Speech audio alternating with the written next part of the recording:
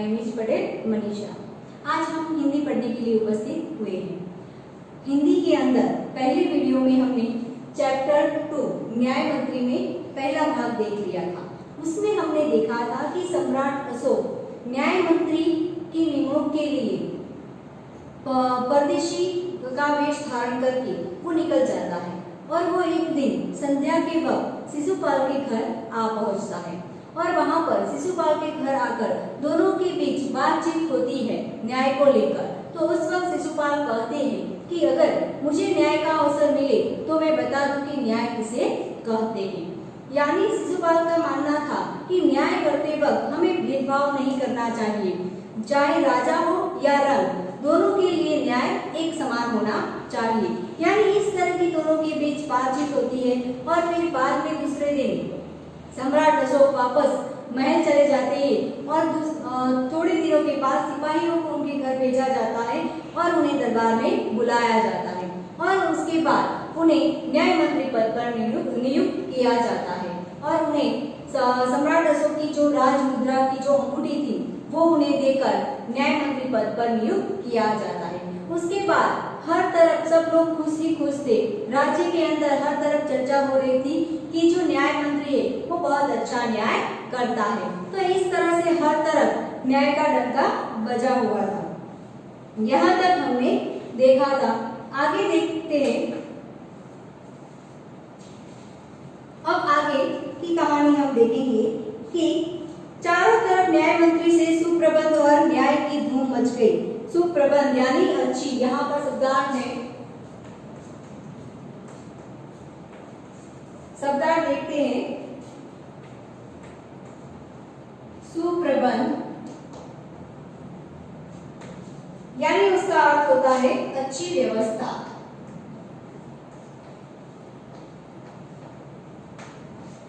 हर तरफ धूम मची थी अच्छी व्यवस्था की कि जो न्याय मंत्री है वो अच्छी तरह से न्याय करता है। लगभग 1 महीने बाद किसी ने रात में एक पहरेदार की हत्या कर दी। सुबह होते ही यह बात चारों तरफ फैल गई।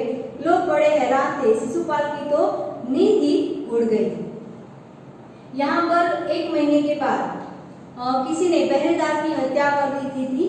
तो सुबह होते ही ये सारी बात सारे नगर में फैल गई थी।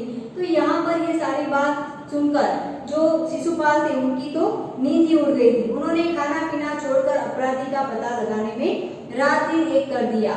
यहाँ पर जो न्याय करने वाला शिशुपाल था उसने जब ये बात सुनी कि किसी ने पहरेदार की हत्या कर दी है तो उन्होंने खाना पीना तक छोड़ दिया था और अपना दिमाग उस जगह पर लगाया कि आखिर हत्या किसने की। बहुत प्रयत्न करने के बाद जब अपराधी का पता चला तो शिशुपाल के आश्चर्य का ठिकाना न रहा। स्वयं सम्राट के उस पहरेदार की हत्या की थी। सम्राट को अपराधी घोषित करना बहुत ही कठिन काम था। शिशुपाल करे भी तो क्या करे। एक और वे न्याय मंत्री थे और दूसरी ओर सम्राट के सेवक। परंतु न्याय की दृष्टि में सम्राट और साधारण व्यक्ति में कोई अंतर नहीं था।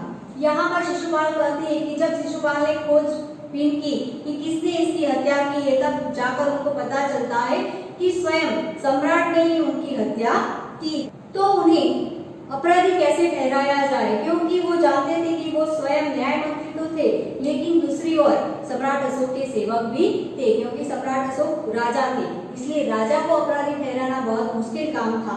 लेकिन यहाँ पर शिशुपाल कहते हैं कि साधारण व्यक्ति और राजा में कोई अंतर नहीं होना चाहिए।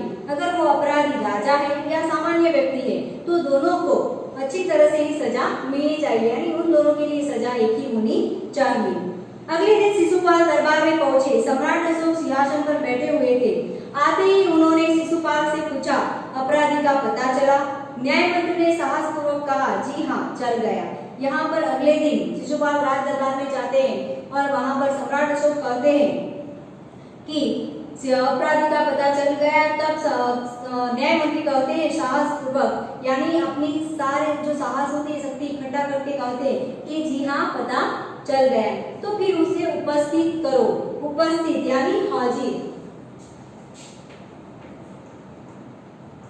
उपस्थित करो यानी हाजिर किया जाए।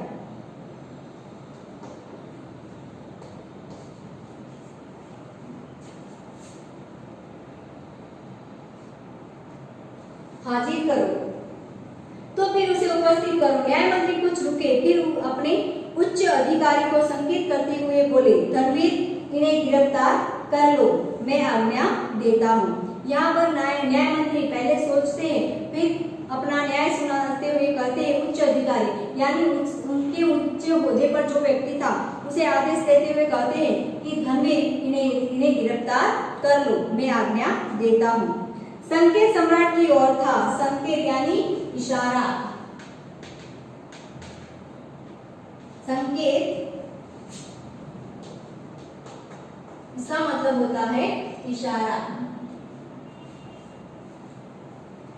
सम्राट की ओर था। दरबार में निस्तब्धता छा गई। निस्तब्धता यानी शांति।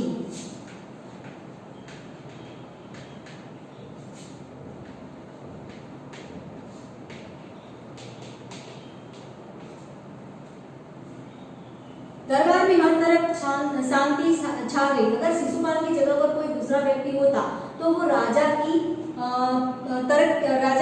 तरफदारी करता और कहता कि कोई अपराधी दूसरा वहां पर खड़ा किया जाता, लेकिन शिशुपाल ने ऐसा नहीं किया। अपराधी सम्राट था तो उन्हें सम्राट को ही सजा सुनाने का निर्णय किया। सम्राट का चेहरा क्रोध से लाल हो गया। वे सिंहासन से खड़े हो गए और बोले, इतना साहस? क्योंकि यहाँ पर जो सम्राट अशोक थे वो राजा थे। उन्हें लगता था कि शिशुपाल मुझे सजा नहीं सुना सकता, लेकिन जो शिशुपाल थे वो न्याय के बारे में अच्छी तरह से वो जानते थे कि न्याय न राजा देखता है न रंग। अगर गलती राजा ने की है तो सजा राजा को भी मिलनी चाहिए।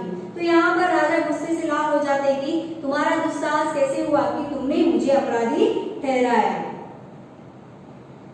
न्याय मंत्री ने ऐसा भाव प्रकट किया जैसे कुछ सुना ही न हो। उन्होंने अपने शब्दों को फिर दोहराया, धनवीर देखते क्या हो, अपराधी को गिरफ्तार करो। यहाँ पर जब सम्राट अशोक बोलते हैं तो उनके सामने जो भाव है वो अच्छे प्रकट न करते हुए न्याय मंत्री ने कहा कि सुनते क्यों नहीं, धनवीर इन्हें गिरफ्तार कर लो। दूसरे ही क्षण सम्राट के हाथों में हथकड़ी पड़ गई। हथकड़ी का मतलब होता है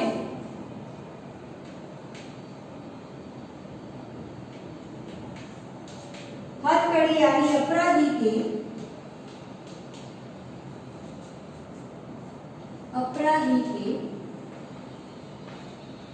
हाथ में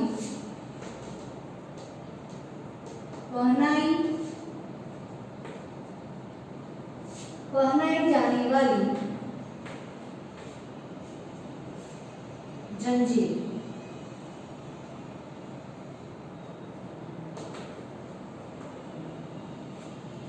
पहनाई जाने वाली जंजीर। तो यहाँ पर दूसरे क्षण सम्राट के हाथों में हथकड़ी, जो पुलिस वाले अगर कोई अपराधी को पकड़ते हैं तो उनके हाथों में जो हथकड़ी पहनाई जाती है, जो लोहे की जंजीर होती है, उसकी बात यहाँ पर की गई है। न्याय मंत्री ने कहा, अशोक तुम पर पहरेदार की हत्या का आरोप लगाया जाता है, तुम इसका क्या उत्तर देते हो? सम्राट होठ काट कर रह गए। यानी होठ काट कर रहना यानी शोक प्रकट करना, मुहावरा है। मुहावरे में आप देख सकते हो कि होठ काट कर रह जाना।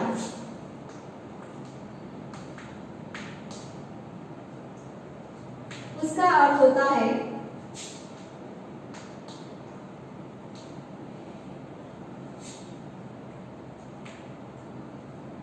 प्रकट करना।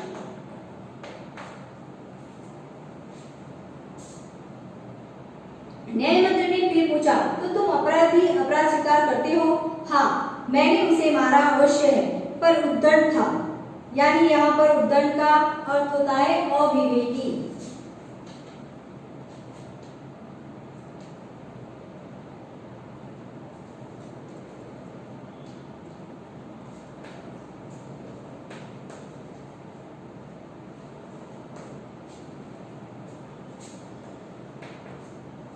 अविवेकी था, इसलिए मैंने उसे मारा है। वह उद्दंड था या नहीं, तुमने एक राज कर्मचारी की हत्या की है। तुम अपराधी हो, तुम्हें मृत्यु दंड दिया जाता है।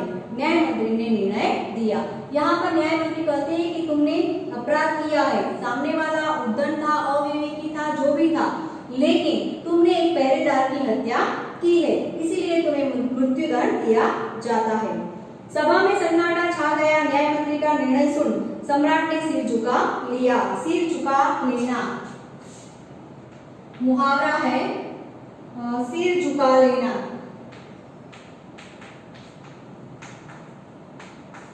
उसका अर्थ होता है लज्जित होना।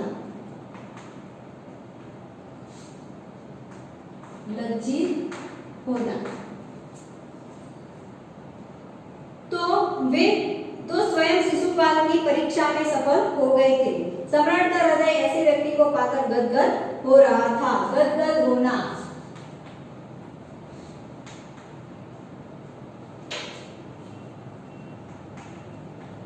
मुहावरा है गदगद होना, यानी भाव विभोर होना।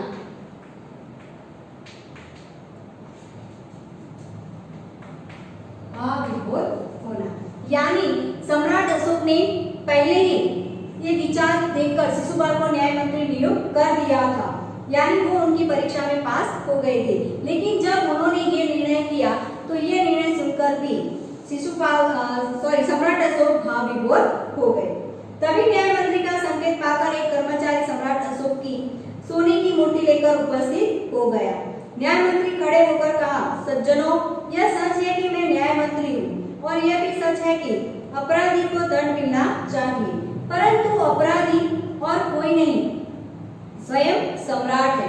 शास्त्रों में राजा को ईश्वर का रूप माना गया है, इसलिए उसे ईश्वर ही दंड दे सकते हैं। यहाँ पर न्याय मंत्री सारी सभा में कहते हैं कि मैं न्याय मंत्री हूँ, लेकिन साथ में मैंने शास्त्र भी पढ़े हैं, यहाँ पर अपराधी जो है वो राजा सम्राट है, लेकिन हमारे शास्त्रों में कहा गया है कि राजा जो होता है वो प्रजा का भगवान होता है, क्योंकि भगवान ऊपर से प्रजा की देखरेख करने के लिए नहीं आते, लेकिन राजा ही एक ऐसा होता है कि जो भगवान बनकर अपनी प्रजा की देखरेख करता है। तो यहाँ पर शिशुपाल कहता है कि जो राजा है वो हमारे भगवान है, राजा को हम सजा नहीं दे सकते, क्योंकि राजा को सजा स्वयं भगवान ही देंगे। इसीलिए यहाँ पर न्याय मंत्री ने सोने की मूर्ति मंगवाई थी। अतः मैं आज्ञा देता हूँ कि सम्राट को चेतावनी देकर छोड़ दिया जाए और उनके स्थान पर इस सोने की मूर्ति को फांसी पर लटका दिया जाए, जिससे लोगों को शिक्षा मिले। यहाँ पर न्याय मंत्री कहते हैं कि सम्राट अशोक ने जो अपराध किया है उनको चेतावनी देकर छोड़ दिया जाए कि दूसरी बार ऐसी कोई गलती न करे, लेकिन दूसरों को शिक्षा मिले, इसलिए उनकी सोने की मूर्ति बनाकर उसे फांसी पर लटका दिया जाए। न्याय मंत्री का न्याय सुनकर लोग जय जयकार उठे। जब जब लोग चले गए तो शिशुपाल ने राजमुद्रा सम्राट अशोक के सामने रख दी और बोले, महाराज, यह राजमुद्रा वापस ले लें, मुझसे यह बोझ नहीं उठाया जाएगा। अशोक ने सम्मान भरी दृष्टि से उनकी ओर देखते हुए गदगद कंठ से कहा, आपने मेरी आंखें खोल दी हैं, आपका साहस प्रशंसनीय है, यह बोझ आपके अतिरिक्त कोई नहीं उठा सकता। न्याय मंत्री निरुत्तर हो गए। यहाँ पर कहा गया है कि जो न्याय मंत्री थे उन्होंने जब न्याय किया तो सब लोगों ने सुनकर उनके जय जयकार की। तो यहाँ पर जो राजा थे वो भी उनसे खुश हो जाते हैं, लेकिन शिशुपाल राजमुद्रा निकालते हुए सम्राट अशोक से कहते हैं कि ये जो भार है, ये जो बोझ है, अब मैं नहीं उठा सकता। लेकिन उस वक्त राजा कहते हैं कि मेरी आंखें आपने खोल दी, आपका साहस प्रशंसनीय है, क्योंकि जो शिशुपाल ने जो साहस किया राजा को अपराधी ठहराने का, अगर उसकी जगह पर कोई और होता तो वो राजा को अपराधी नहीं ठहराता, क्योंकि उसे यह भी होती कि अगर उन्हें न्याय मंत्री पद से निकाल दिया जाएगा या उनको फांसी दी जाएगी। लेकिन यहाँ पर अपने बारे में न सोचते हुए शिशुपाल ने राजा को अपराधी ठहरा दिया। इसीलिए यहाँ पर राजा कहता है कि यह बोझ तो आपको ही उठाना होगा, यानी आपको ही न्याय मंत्री रहना होगा। न्याय मंत्री निरुत्तर हो गए, यानी यहाँ पर न्याय मंत्री वो जो खामोश हो जाते हैं, क्योंकि राजा ने आदेश सुना दिया था। अब हम देखेंगे स्वाध्याय। स्वाध्याय में क्वेश्चन 2 जो है वो मैं आपको पीडीएफ भेज दूंगी, लेकिन क्वेश्चन 1 जो है, शिशुपाल ने अपने घर का दरवाजा क्यों खोल दिया? तो उनके घर पर कौन आया था? अतिथि आया हुआ था, इसलिए उन्होंने अपने घर का दरवाजा खोल दिया। क्वेश्चन 2 है, शिशुपाल किस अवसर की तलाश में था? तो शिशुपाल न्याय देने के न्याय करके दिखाने के अवसर की तलाश में था। न्याय के विषय में शिशुपाल के क्या विचार थे? तो उनके ऐसे विचार थे कि न्याय ऐसा होना चाहिए कि जो कभी भी कोई अन्याय ना हो, यानी न्याय करते वक्त राजा और रंग दोनों में कोई भेदभाव होना नहीं चाहिए। परदेशी कौन था? उसने दूसरे दिन क्या किया? यहाँ पर परदेशी कौन था? तो परदेशी सम्राट अशोक था, और उन्होंने दूसरे दिन क्या किया?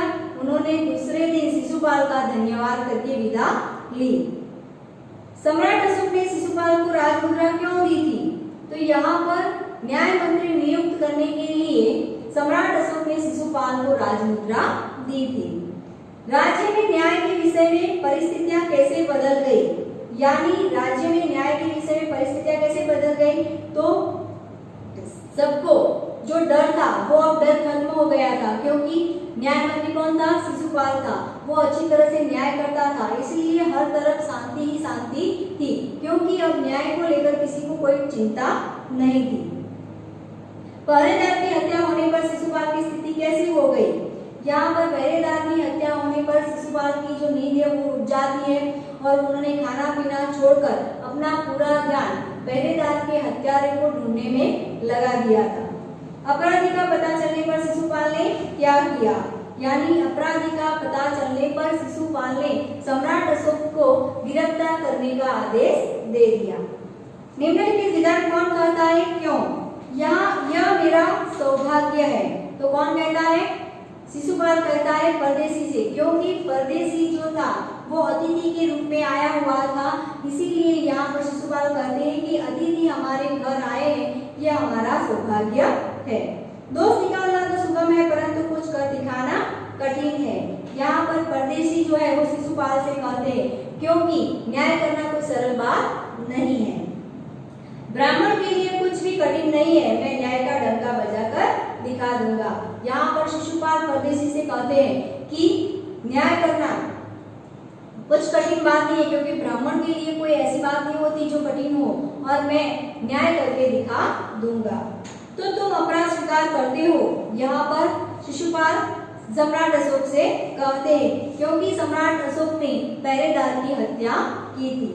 महाराज यह राजमुद्रा वापस ले ले, मुझसे यह बोझ नहीं उठाया जाएगा।